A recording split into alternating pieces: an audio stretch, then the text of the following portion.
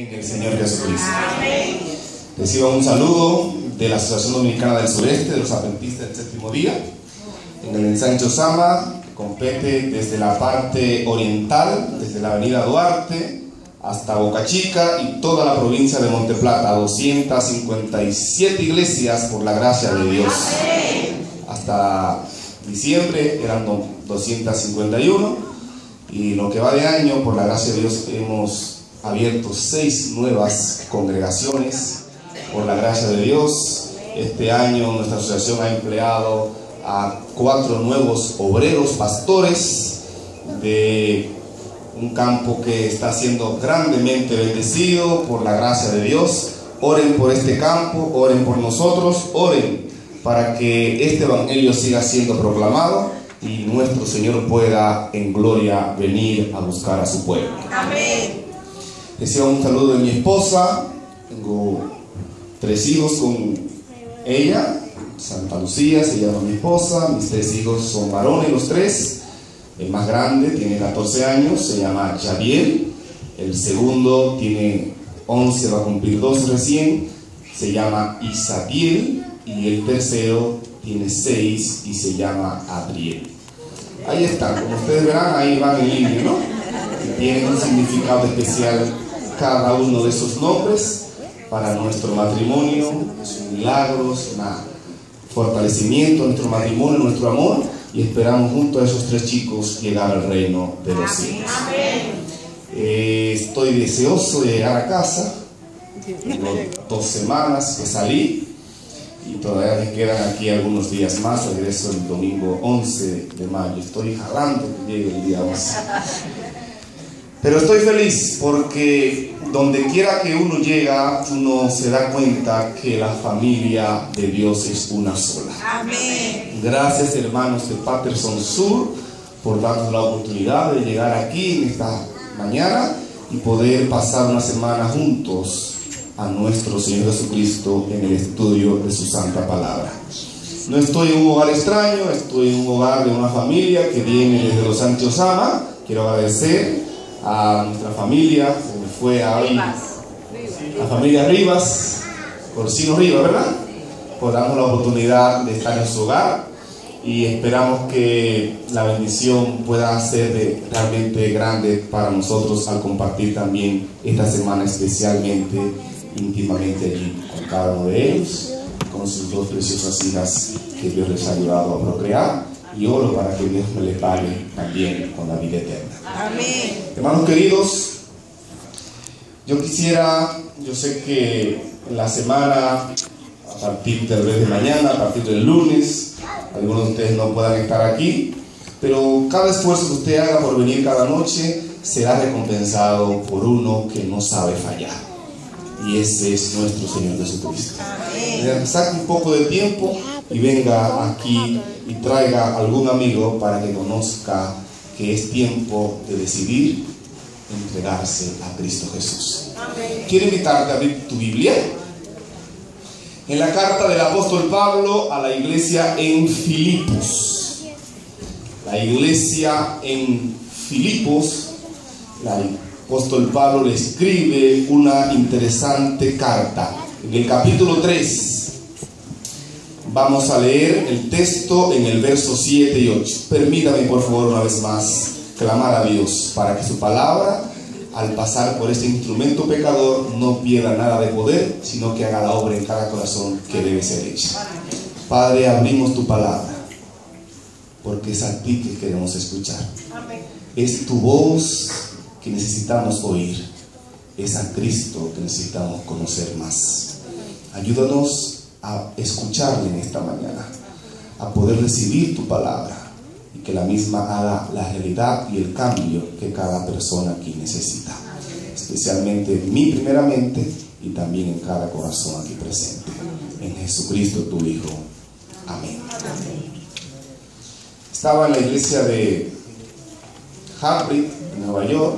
Bautizamos 2 personas el miércoles y hoy en la mañana estamos bautizando 2 personas más por la gracia de Dios. No es fácil aquí en Estados Unidos, ustedes saben que la obra es bien difícil, pero el Espíritu Santo se mueve con poder y hace la obra que Él quiere que sea hecha. Anterior a esa estuve en la iglesia de Witt, también allí en Nueva York, y por la gracia de Dios también allí 2 personas entregaron su vida a Cristo Jesús.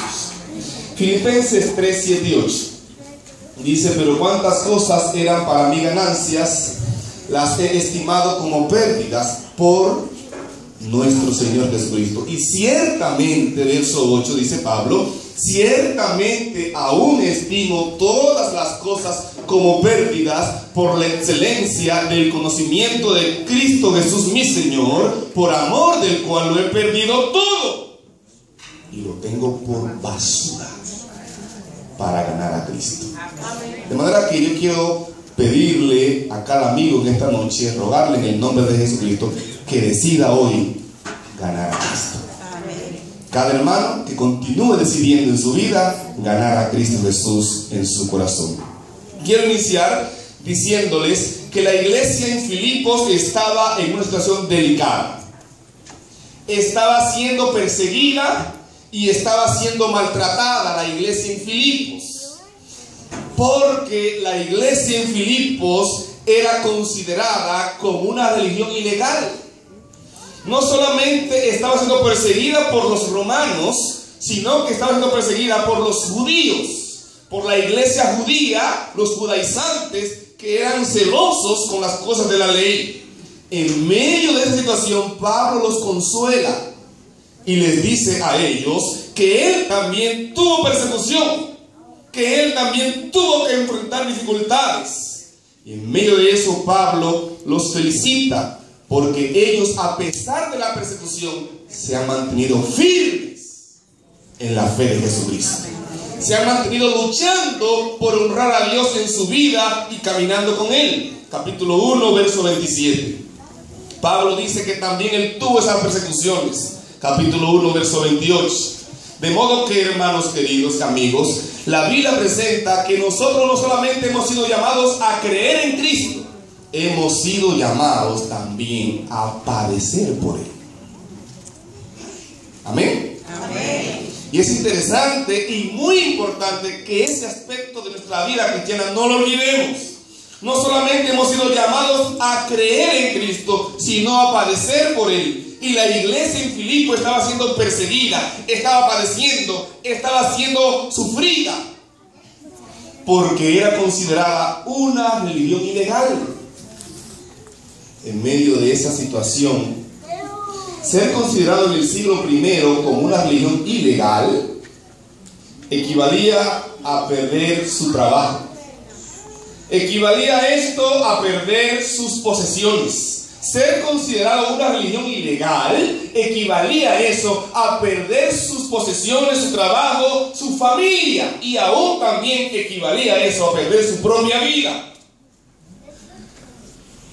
Es interesante que en medio de eso los judíos se mofan y se burlan de los cristianos y le dicen que ellos son una religión impostora, que ellos como judíos son los verdaderos cristianos. A ellos fue a quienes Dios le dio su santa ley. Le decían los judíos a los cristianos. A ellos fue a quienes Dios les dio los 10 mandamientos. Ellos son los depositarios de la Santa Biblia. Ellos son los verdaderos descendientes de Abraham. Ustedes como cristianos no tienen esos privilegios que nosotros como judíos tenemos. Toda esta persecución y todo este recelo venía porque las iglesias, las religiones paganas se convertían antes al judaísmo. Pero cuando nació el cristianismo, las religiones paganas no se estaban convirtiendo al judaísmo, sino que se estaban convirtiendo ¿a dónde? Al cristianismo. Y por eso la persecución, y por eso lo consideraban ilegal, y por eso los judíos decían: ustedes no tienen los privilegios que tenemos nosotros. Es interesante que no solamente los religiones paganos se convertían al cristianismo, sino que muchos judíos también se hacían cristianos. El cristianismo crecía, pero estaban siendo perseguidos, estaban siendo maltratados, estaban siendo considerados una religión ilegal, estaban perdiéndolo todo, su vida, sus posesiones, su familia, todo. Lo interesante del caso es que en Filipenses capítulo 2, el apóstol Pablo le dice a los hermanos: no discutan con los judíos sobre quién tiene mayores privilegios, sobre quién tiene mayores dones. Miremos el ejemplo de Cristo, quien siendo Dios no se enorgulleció, sino que se humilló y se hizo siervo, siervo hasta la muerte y muerte de cruz. Miremos el ejemplo de Cristo. En el capítulo 3, versículo 1, lo interesante es que el apóstol Pablo entonces llama a la iglesia en Filipos y le dice: gozaos en el Señor siempre. ¿Cómo podían estar gozosos si estaban siendo perseguidos? ¿Cómo podían estar gozosos si eran considerados una religión ilegal? ¿Cómo podían estar gozosos si lo estaban perdiendo todo? ¿Cómo podían estar gozosos si no tenían los privilegios que realmente los judíos tenían, pero ellos no?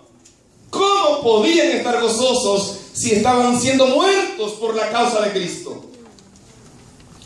Lo interesante, nuevamente digo, es que en el capítulo 4, verso 4, el apóstol Pablo llama a la iglesia en Filipos y le dice: regocijaos otra vez en el Señor Jesucristo.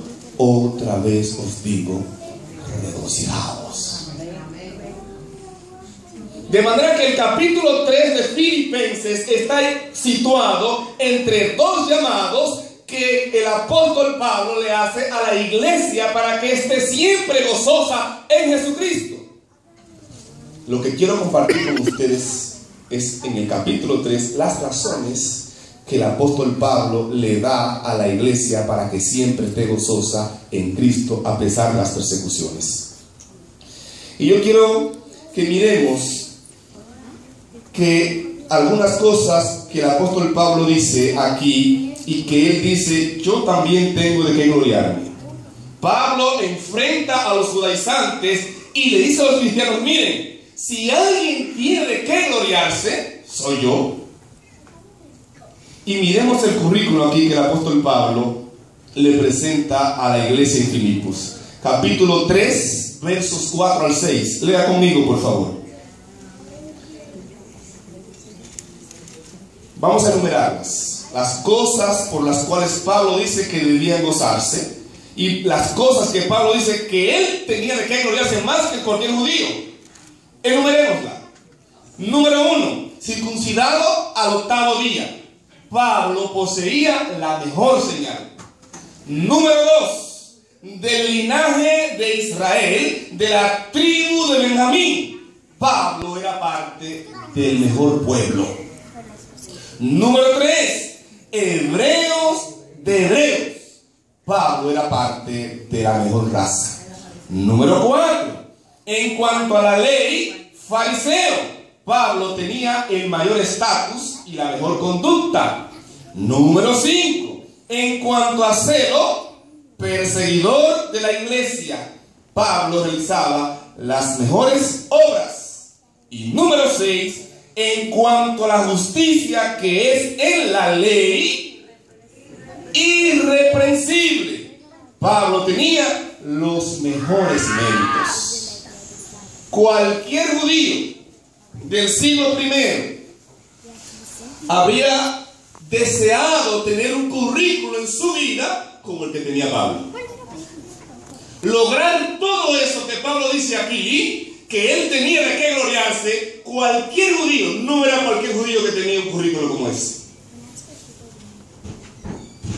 Para Pablo lograr eso, tuvo que haber invertido los mejores años de su vida. Para Pablo lograr eso, tuvo que haber invertido los más cuantiosos recursos para poder lograr cada una de estas cosas. Para luego entonces decirnos en el verso 7 y 8 que todas esas cosas que para él eran ganancias, ¿qué son ahora? Pérdida por amor de Cristo. Y yo he dividido el tema de esta mañana en 4 puntos. Número 1, falsas ganancias. Número 2, un cambio de actitud. Número 3, una nueva valoración. Y número 4, la verdadera ganancia. Pablo está diciendo que esas cosas que eran ganancias para él, ya para él no lo son. Esas cosas en las cuales él invirtió toda su vida, por lo cual él se esforzó toda su vida, invirtió los más cuantiosos recursos. Pablo dice que esas cosas que para él eran ganancias, ya no lo son.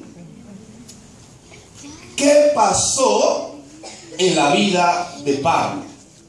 Que esas cosas que él tanto amaba, por las cuales él tanto se esforzó por conseguir, ahora él nos dice que ya esas cosas para él no son ganancias. En Pablo hubo, número 2, un cambio de actitud. ¿Qué hubo en Pablo? Hubo un cambio de actitud, porque él dice, esas cosas eran para mí. Griego memoi, es decir, para mí eran. No es que las cosas tenían un valor en sí, sino que para él eran ganancias. Le explico. Las cosas, hermanos y amigos, los objetos no tienen un valor en sí. El valor de los objetos, de las cosas, dependerá de la persona que se relacione con el objeto. ¿Me doy a entender? Me explico ilustrándolo de la siguiente manera. De niño yo nunca tuve una bicicleta.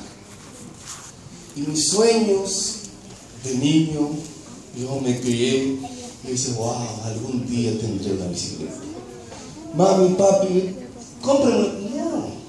No podían comprar una bicicleta, las condiciones no se lo permitían. Pero todo mi sueño de niño era tener una bicicleta. Lo más que me monté de niño fue en un carrito de cajita de bola. Carritos de cajita de bola son esas bolas, esas rueditas que los motores de los carros traen dentro, que uno iba a los talleres, lo buscaba, le hacía un palito redondo, metía las dos gomas, las dos rueditas de bola, le ponía una tabla arriba y se tiraba en las calles a rodar. Eso era feliz. La rueda que más yo me monté en mi vida fue en esa. Pero un día mi mamá me llevó a unos familiares lejanos. La gente que tiene dinero siempre son lejanos. Y me llevó ahí a un familiar a algo, no recuerdo. Lo que sí recuerdo y no se me puede olvidar fue cuando yo llegué a la casa inmensa. En el patio de la casa, amarrada en un lugar alto, había una bicicleta. Agua, sol y sereno a esa bicicleta. Y yo la miraba y ¡wow! Ya el niño de esa casa no le hacía caso a esa bicicleta, porque le habían comprado un carro de baterías, que en aquel entonces eran poco común. Si la bicicleta era poco común, imagínense un carro de batería, todavía menos. Y ya él esa bicicleta ni la miraba, porque su hobby, su alegría era andar en su carro. Les pregunto, ¿qué valor tenía para ese niño la bicicleta? ¿Y para mí? Wow. Y si esa bicicleta fuera mía, yo fuera el niño más feliz.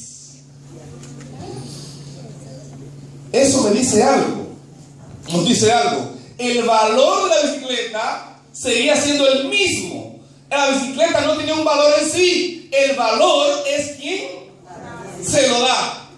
El valor dependerá de la persona que se relacione con el objeto.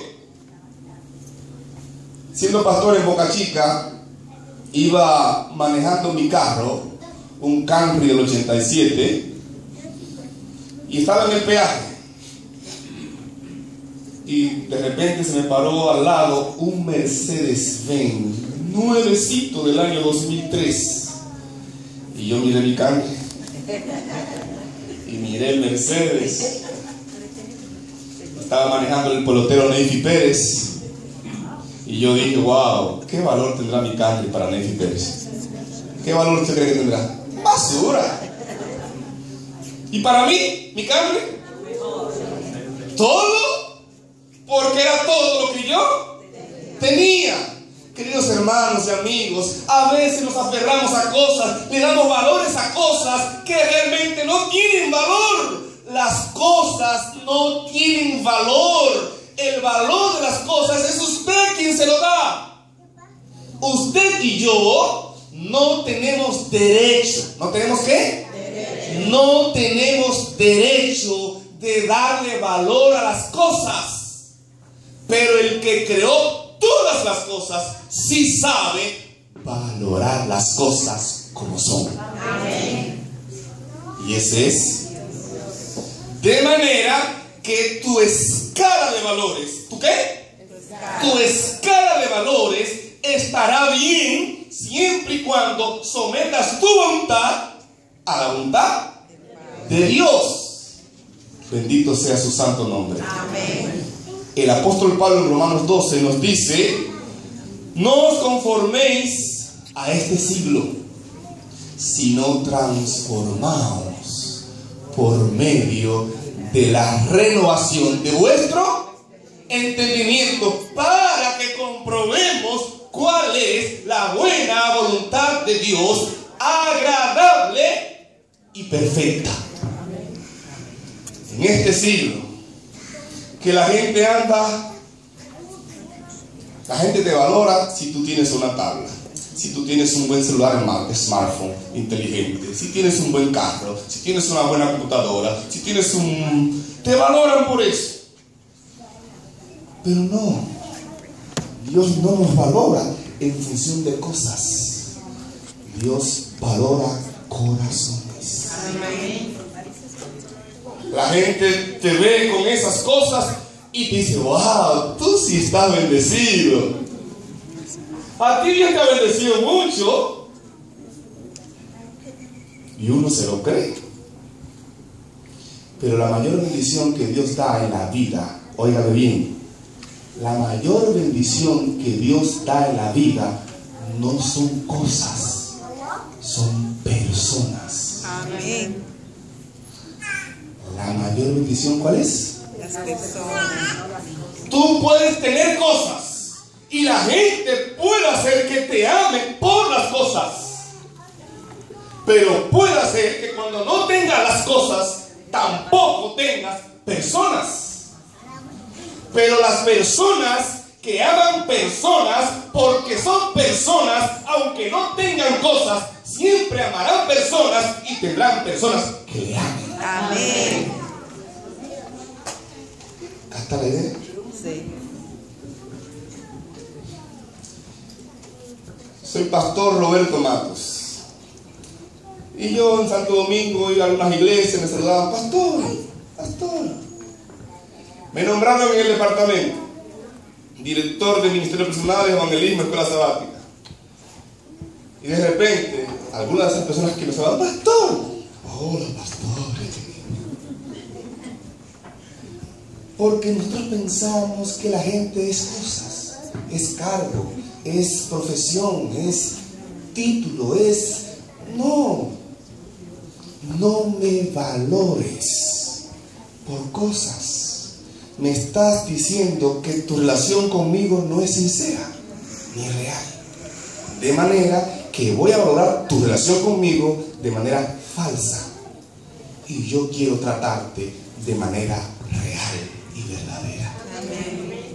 Ámame por lo que yo soy, un hombre hecho a la imagen de Dios. Amén. Tal vez no tenga los títulos que tú tienes, tal vez no tenga la situación económica que tú tienes, tal vez no tenga el color de piel que tú tienes, tal vez no tenga el pelo que tú tienes, tal vez no tenga las cosas que tú tienes, pero fui hecho a imagen de Dios también. Amén. ¿Cómo nos tratamos, hermanos? ¿Cómo valoramos las cosas? En Pablo hubo un cambio de actitud. Él valoraba unas cosas, se esforzó por obtener esas cosas, pero luego hubo un cambio en él y él dejó de amar esas cosas. No nos conformemos a este siglo, hermanos. Las cosas cambian, la tecnología va aceleradamente y hay personas que yo conozco jóvenes y yo me quiero morir. Se me dañó el celular, me lo robaron, se me dañó la tabla, se me dañó esto y yo me quiero morir. Y estoy luchando con un hijo que tengo de 14, ya está en la adolescencia, en la etapa ahí es difícil. Pero cada día yo hablo con él, cada mañana, cada noche está acostando. Mi hijo, el verdadero valor en la vida no son cosas, son personas. Soy yo, tu papi, es tu mami, son tus hermanitos, somos nosotros. Y a veces que se pone rebelde, cuando yo hablo con él dice, papi, me gusta que tú me hables. Y me gusta hablarle, porque si le gusta que yo le hable, pues debo hablarle. Y a veces él llora y yo lloro con él. Porque yo quiero ser amigo de mis hijos.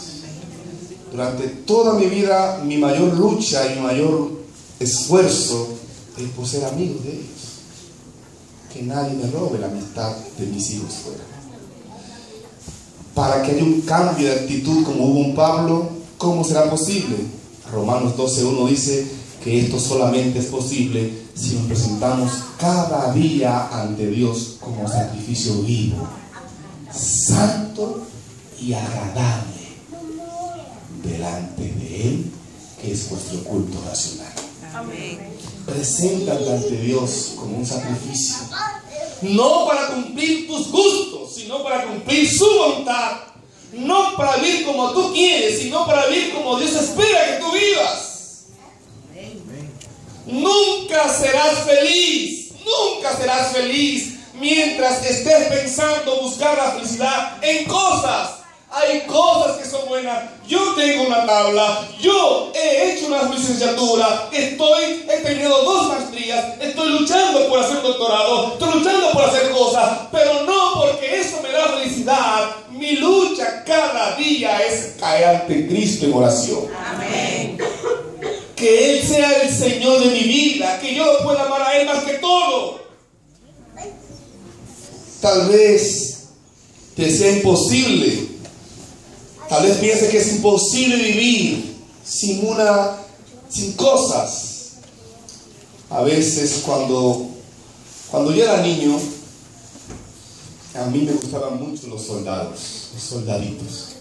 ¿Alguien recuerda los soldaditos? Eso ni se ve.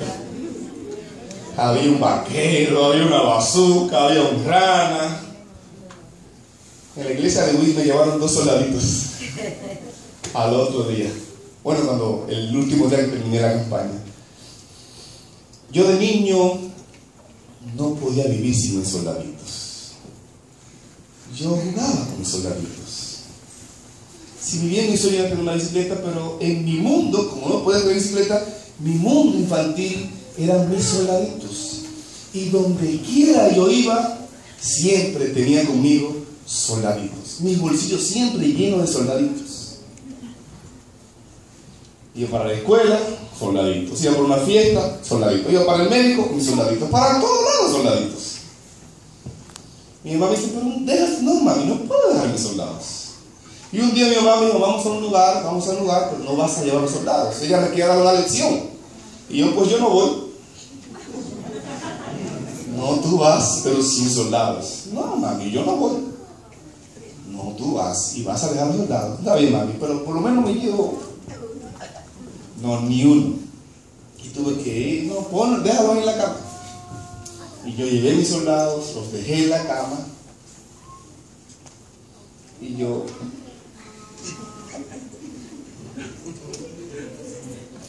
salí, imagínense, fue difícil para mí. Sin darme cuenta yo crecí. Y sin darme cuenta dejé de amar a los soldados. Porque en mi vida, en mi metamorfosis, hubo un cambio. Bueno, no dejé de amarlo suficiente, ¿sabes? Porque hace un par de años atrás yo entré a una tienda a comprar los juguetes a mis hijos y yo vi una funda de soldados. Una solita abandonada. Allá en el mundo del juguete, allá en una tienda, allá en el mundo del juguete, allá, llena de polvo. Y yo la vi. la llevaré a mis hijos. Tal vez ellos se...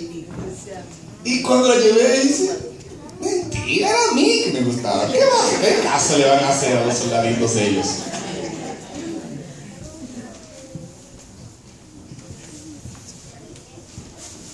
Dice el apóstol Pablo en 1 Corintios 13:11, cuando yo era niño, pensaba como niño, juzgaba como niño, pero cuando crecí, dejé detrás, ¿qué cosa? Todo lo que era de niño. Así debe suceder en tu vida, así debe suceder hoy en ti también. Si hay cosas por las cuales tú piensas que no puedes vivir, es porque necesitas un cambio, necesitas una transformación en tu vida para que puedas valorar las cosas de una manera nueva, como hizo el apóstol Pablo. Él valoró las cosas de otra manera. En Pablo hubo, número 3, una nueva valoración de las cosas. Por eso él expresa que todas esas cosas que para él eran ganancias, ya para él no tienen ninguna ganancia. Y saben una cosa, los judíos se esforzaban por obtener un currículo como el que Pablo tenía, porque ellos pensaban que al conseguir esas cosas ganaban méritos delante de Dios. Y delante de Dios nosotros no ganamos mérito. No hay nada que tú y yo podamos hacer que nos recomiende delante de Dios. Lo único que hay en nosotros es inmundicia, pecado y maldad. Pero los judíos hacían eso porque pensaban obtener favor de Dios. Por eso Pablo dice que esas cosas eran basura, para luego decirlo en el verso 9, y ser hallado en Él. ¿En quién? En Cristo. Y ser hallado en Él, no teniendo mi propia justicia, la que es por la ley, sino la justicia que es por la fe en Jesucristo, el Hijo de Dios. Es decir, yo no soy salvo por obras, yo soy salvo por gracia. Por más que yo intente hacer, no puedo. Es como aquel buen hombre que tenía 2 deudores y ambos le debían 1.000.000 de pesos. Sabiendo él que trabajando toda su vida nunca podían pagarle, decidió perdonar la deuda a los 2. Uno de ellos fue y le agradeció. Gracias, gracias, gracias, gracias. No cesaba de darle gracias. Pero el otro no quiso el perdón, fue a su casa y vendió cuanto tenía, que sumaban 50 centavos, y fue y se lo llevó.